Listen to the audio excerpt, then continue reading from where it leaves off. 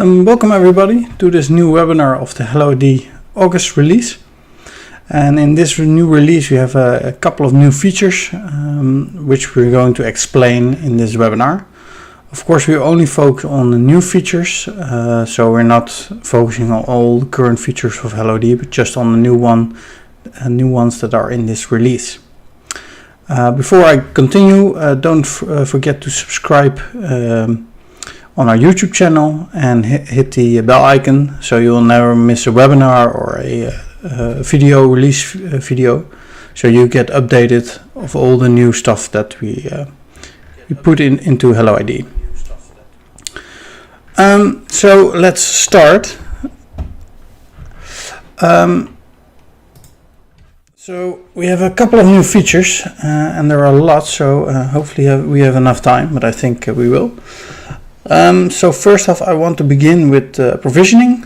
There are two major features in provisioning which I'm going to show, and the first one is not in production yet because it's still in beta, but it's that we support correlation on the PowerShell v2 beta system. What is beta? Beta means that we have to enable feature flag for you to see it. So it is available in the production environment, but only if you request it. But still, it could be that there are changes made that break the system. So that's the reason why we say, okay, don't use this in production environments.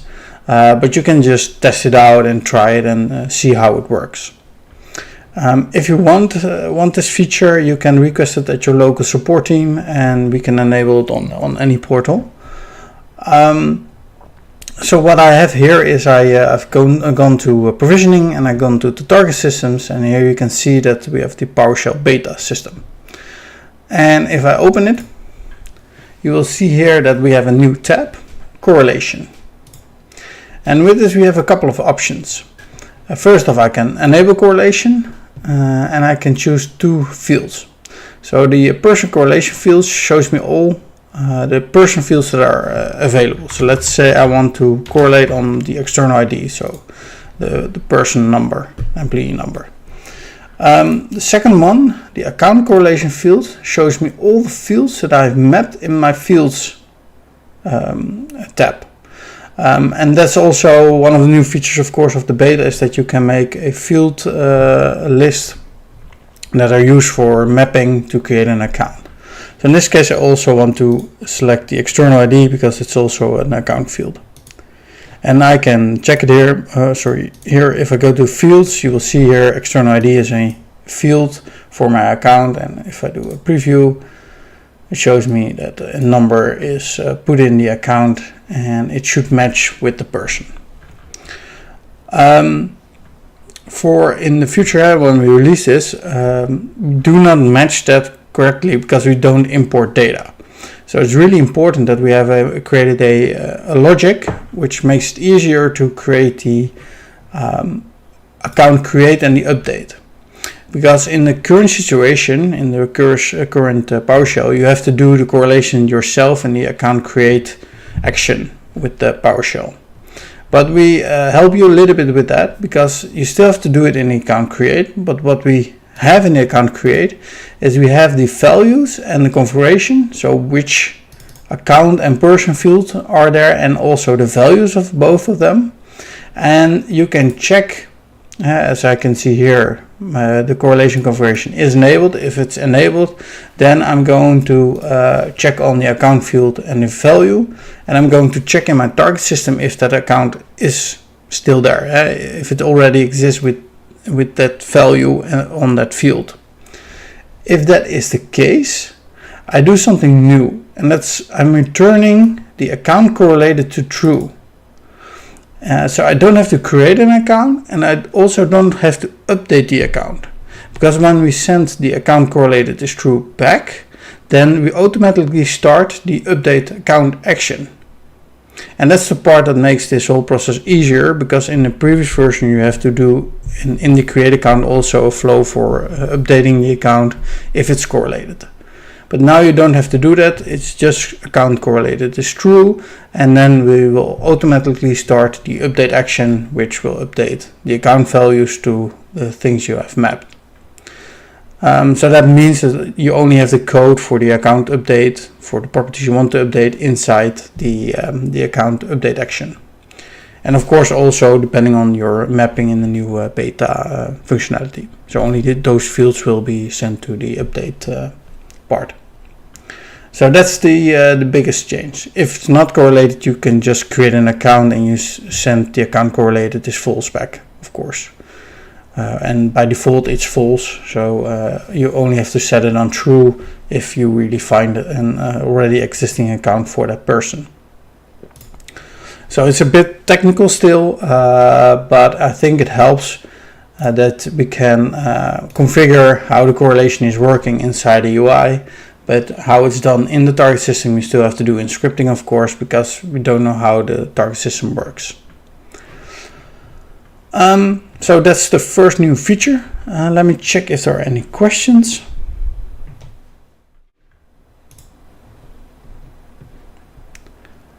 No, I don't see any questions. Of course, if you have any questions, please ask them in the chat, and I will answer them, or hopefully I will answer them. The second new feature is the suggestions for variables in notifications, and I think this is really helpful when setting up the notifications. So if I go to notifications, in the previous release, or the previous two releases, we entered the notification system, so I can create for different systems notification. And as example, I have a person has a new account for the system Active Directory and the action account create. So when an account created is done on the on-premise Active Directory, I will send a notification to Twilio. And I'm going to the change or edit now, and here you can see, okay, I've selected the notification template, which defines my configuration, what I can send within the notification. So in this case it's a Twilio, so it's an SMS/WhatsApp, and I need a phone number where there is a variable, and also a text message. Account is created for person with the username, same account name. But let's say I want to add anything new, and I want to say mail and I want to have the mail property of Active Directory in here. What I can do now is I can click on variables, and this will load up a whole list of variables I can use in my notification. And those are a lot of different variables, as you can see, and those contain mostly of person variables, so which are on the person object, which are on the account object, which just is created in this case, but it could also be updated, disabled, enabled, so on. And some references for the manager, so you can check out who's the manager, also based on the person natuurlijk, so you can get the person, but also the manager account Active Directory if you want to, so you can get the email from the manager if you want to. But in this case I want the mail of the user, and I can just search on this. So I just search for mail, and as you can see here I have a couple of options. So I could use the manager primary email, which is on the person object, but in this case I want the account.additionalfields.mail. So account means is the account object that is sent in the create action. So in this case it's the on-premise account, and it's .additionalfields.mail. So if I click on this, it will copy it to my clipboard. So I can just go to here and I can paste it, and you will see that the account.additionalfields.mail is automatically passed with the bracelets, of course, but also with a pipe to have a alternative option. So this means if this object or variable is empty, then I can say okay, no email or something like that. But we automatically copy and paste it directly, so it makes it easier to fill in within the notifications. Let's say as a second one, let's say on the next line, and I'm going to say user principal name, which is also a thing in Active Directory. So let me search on it, and then again I have different options here. So I can use the reference manager, so I can use user principal name of the manager. But also I can use it on the account, but also on the person directly of the. In this situation, always try to get the direct path. So if you have the option of account, please use account, because the person.accounts could be tricky, because we don't know always if the value of the database is updated directly in that. Oh, sorry, I had to go with this, of course, not the Azure ID. But if the value is updated in the database. So if you have the option to use an account object or a person directly and not the person.accounts, I will always use that. So please keep in mind that even if you choose a value here, it does not mean that it always has a value or the value is always updated. So you still have to think about the logic in there. So I click here and just click on paste, and now you will see that I have the account additional fields user principal name. What we also do with this whole notification variable to help is that these notification variables are dependent on the system and action that you have selected. So in this case, I selected the on-premise Active Directory, so that's the reason why I have the mapping of on-premise Active Directory available here. If I choose a PowerShell system, I don't have any mappings available currently, because we don't have any field mapping on the current PowerShell. But of course, with the new PowerShell systems that are currently in beta, we have mapping, so those will be available in this list. And also, of course, based on the action, you will get some fields, yes or no, if they are used in that action.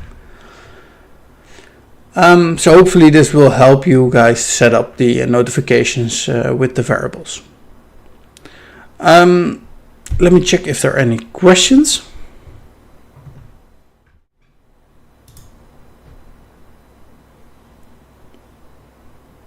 No, there are currently not. Okay, so let's continue then with our presentation. So for service automation, so we're going to, these were the features for provisioning, or in a small matter, of course.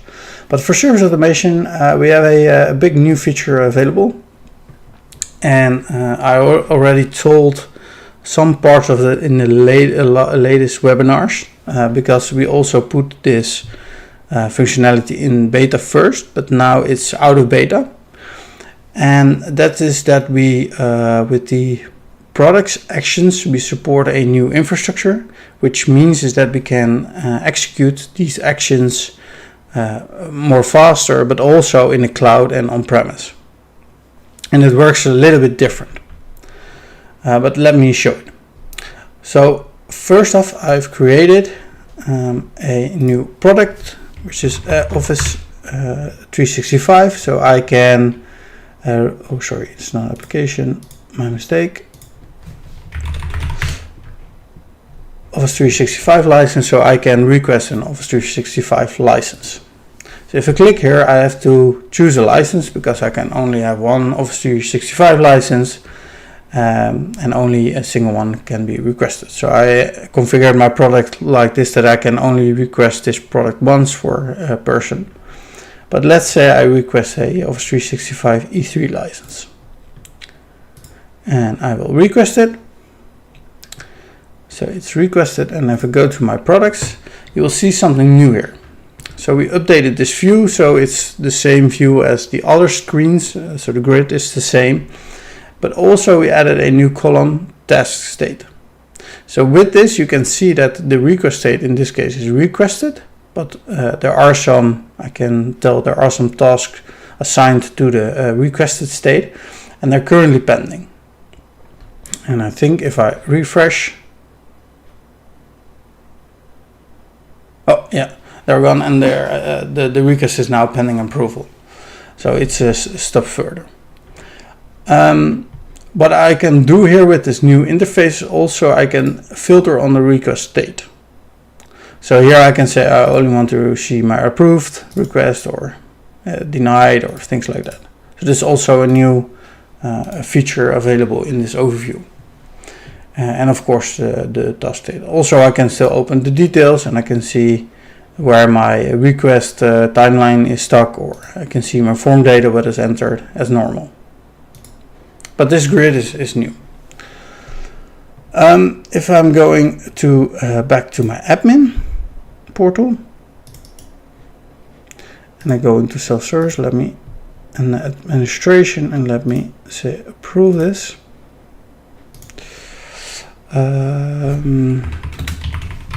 Is needed.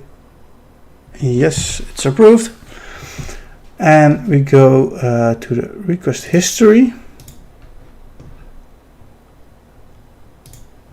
Then you will now see here it's approved, and also here we have the task state. If I go directly to my let's show what is done first. So if I go to the request history and I can see the task execution, you will now see two different actions. I will explain later what we do with actions. But to be sure, there's a difference between new actions and the old one. Is if I'm looking at new, you can see all the logging and notification and things inside the request history. So here you can see my audit logging, also task logging, if I send any notifications, and the form data.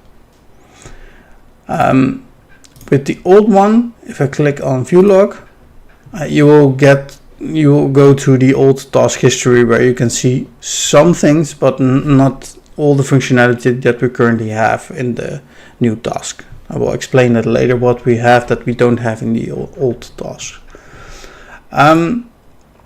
So it's easier and in more detail to see in the request history what is done in the task. So I think that's a big improvement, is you can, without going to a different screen or something, see directly what is done with the task and how it worked. Also, if I go to request history, and we also have the options available like the old task, like mark as succeeded and retry. Mark as succeeded is now grayed out because it already succeeded, but let's say it's failed, we can mark it as succeeded and it will not be executed, but just said, okay, this task is completed. And also, of course, we have the retry button, so it will start the task again. That's the same as the old task. So we have all these options available in this new setup.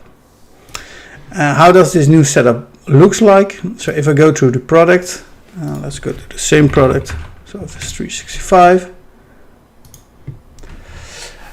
I have the old actions here. And here you can set up an old action. I've entered the name and I choose it in the PowerShell action. And here are some things that are a little bit worse, I think, in the past. Is first off, you use some special functions in PowerShell to write things back, or to do or send some information or summary or a warning or an error and things like that. So you need to use hit write summary or hit write information, I think. And also you had to set the variables. So in this case, if I want to send a license from my form, I have to do something like this. Let me check request.form.license. Let's say I want the name, and then I'll go with that. So for each parameter, I need to make a mapping, and that's pretty time consuming. If I go to the new actions, I get a new screen. I can easily set my state here. So in the actions, you had to do an add action, and then you can set the state. But in this one, you can select your state and then add an action. So here I added the new set of Office 365 license, and if I click on here, you will see my code directly. So I'm not going to a different screen. And also what is really nice is I can execute my PowerShell. So I can run a kind of a preview here. So I can test my functionality here, which is pretty easy. Also here I can select if I want to run in the cloud or run on premise. So if I want to run on premise, I can just say, okay, it runs in this agent pool. So that's the agent on that machine. But also I can select, I don't have any machines, I just run it into the cloud because the systems I want to do an action in, let's say HelloID or Office 365, they are in the cloud, so I don't need an agent to go inside my network. Besides that, you also have the ability here to see if an audit log is, or if you have an audit log in your script, if you send any logs or notifications. So in this case, if I execute it and I go to my received audit log, you will see, okay, here I have an audit log. I set my received log and I didn't set any notifications. But the thing is, how can we preview the form? Because we want to use the form information in it. And we can do this with using this input. And this is pretty simple, because if I close this one and I go to my form and I say here switch to my editor, and let's say I want to click here the Office 365 license, I'm going to request, I will have the license here in the form result. So every value available in the form I will have here in the form results. Now I can copy this, go to my actions new, and paste this in the input. That's the easiest way to get the information from a typed in form field to here. And now I can test with these values. So now I can see what happens if what I just entered in a form with my actions doing in this case. Of course, I can still manually enter some other data to test it. So we can just say like this, what happens if I do it like this? I think nothing happens because I'm not using the ID, but let me say something like this, execute PowerShell. And I can see here what's the result. So I can see here the Office for 8%. Okay, in this case, maybe wrong because I want 1 or 3. So with this new functionality, it's really easy to test and to preview your action instead of assigning the action to your product and requesting your product again and again. Return the product, request the product, return the product. And so it's more difficult to test it, and also to change the input values for your task, because you can just paste here a set of your form and just change it manually depending on what you want to test. So that makes it really easy to test this, and also it's easier to set it up, because I mentioned in the old task you had to make the variables of the mapping. Here I just have all the variables available. So if I do like something like this, I have my form values available like this, license.name or ID. Or I have my requester, let's say requester dot, and I have all my information available of the requester. Also the request for. The requester is the person that entered the product or requested the product, but it could be that it requested for somebody else. So a manager could be the requester, but it's requested for the employee, something like that. But I also have the request for. So with it, it's a lot easier to create these little tasks, and also you have all the information available. Besides that, there are some other additions to it. Like I said, you can send audit messages back. The audit messages back are stored in our long-term data center, and also with the reporting. so they're saved for a year. Also, you can send some logging back, so you can see if something bad happens. So if your action fails, you can just set a write warning or write error, depending on what you want. They're all available. That is available, and of course you also have the option to send a write information with the tag mail, and then it sends a notification with an object. So you can send some HTML email to somebody with just a single line of code through our platform. Another big step for us is that you also use a native PowerShell, because we use the right information and not the special function. You can test this locally on any machine if you want to. So you can just build it locally in your preferred EDA and you paste it here, and it should work. Of course, the audit logging and the mail notification will not work, but it will just write out as information in your PowerShell. So this information should be sent, something like that. Creating this is a lot easier than in the old tasks.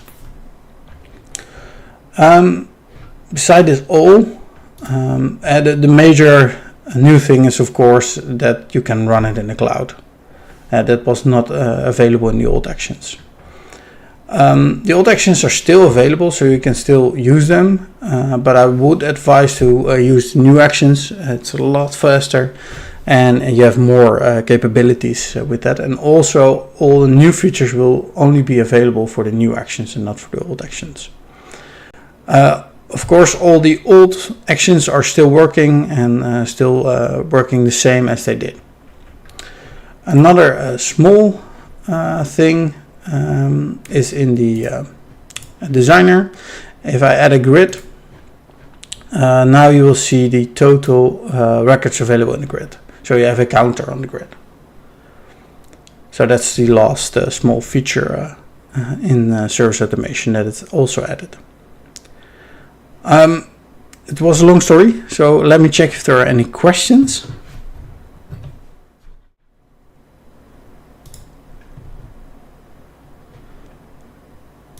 No, I don't see any new questions.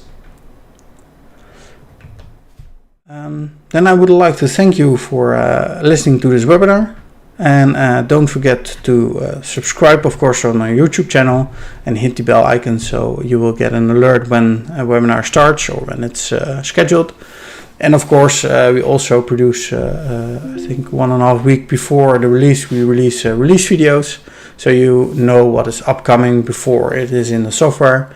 And you can depend if you want to use it or it has any effect on your current working situation. So thank you for listening, and until next time.